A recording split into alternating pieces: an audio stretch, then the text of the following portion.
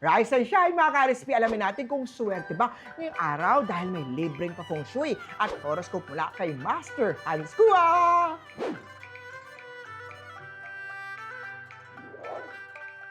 Simulan natin sa mga pinanganak ng Year of the Rat career ang may spotlight ngayong araw dahil may Tai Sui clash. Naku, pwedeng asahan na ang sudden task o mga project shift.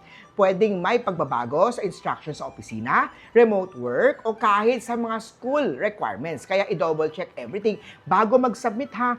Gold at 8. Kaya oksaban tayo, career ang focus ng araw kahit may Tai Sui harm. Steady ang progress. Yung effort sa report, examinations, o mga calls ay mapapansin. Kaya naman keep showing consistency.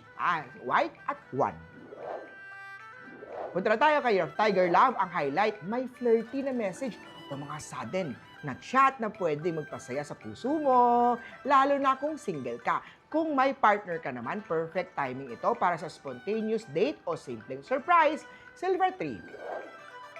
Kay Rabbit naman tayo, wealth ang may mangingibabaw ngayong araw kahit may mga Tai Sui na side conflict. Kaya kailangan ng extra ingat, iwas tayo sa splurge at focus tayo sa essentials at mag-budget wisely para walang stress later on. Yellow at 4. Kay Dragon naman tayo, career, ang spotlight ngayong araw may chance na mag-lead sa isang trabaho, project man yan, mag-take charge sa isang importanteng trabaho o task. Bagay na bagay sa yan sa ganitong mga trabaho o roles. Shine confidently at huwag mahiyang mag-suggest ng ideas. Purple at 9. Kay Nick na tayo, wealth ang focus, steady ang flow, pero kailangan mong bantayan ang school-related o work-related expenses. Hindi ito araw para mag-impulse buying ha, kung hindi araw para mag-smart decision. Blue at 2. Kay horse na tayo, love naman ang highlight ngayong araw dahil may pangmingyan na star. Mas intense kasi ang energy nito. May spontaneous na tawag o date na pwedeng magpasaya sa'yo. Pero iwasan ang pagiging impulsive sa mga pabigla-bigla ang desisyon, lalo na kung emotional ka o may feelings na involved. Red at 7.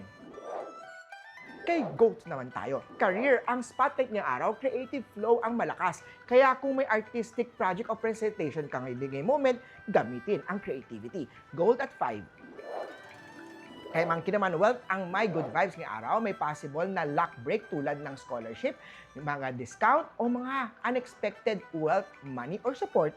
Pink at 1. Kay roster na tayo, career, ang focus ngayong araw, may Tai Sui side conflict, kaya iwasan argument sa school man o sa relationship man o sa trabaho. Green at 6. Kay dog na tayo, love ang highlight ngayong araw, perfect ang timing para sa quality time, lalo na kung may graduation, celebration man yan, family gathering, pero maging mindful din sa boundaries para walang misunderstanding. Gray at 3. Last na tayo, kay Year of the Pig, love ang spotlight ngayong araw, magandang araw para mag-open ng totoong feelings o mag-say sorry kung may tampuhan dahil mas malalim ang magiging trust ninyo. Huwag pigilan ang vulnerability ng isa't isa. Purple at 8. Muli po, ito po'y gabay lamang mula kay Master Hans. Nasa inyong mga kamay nasa lalay ang inyong tagumpay.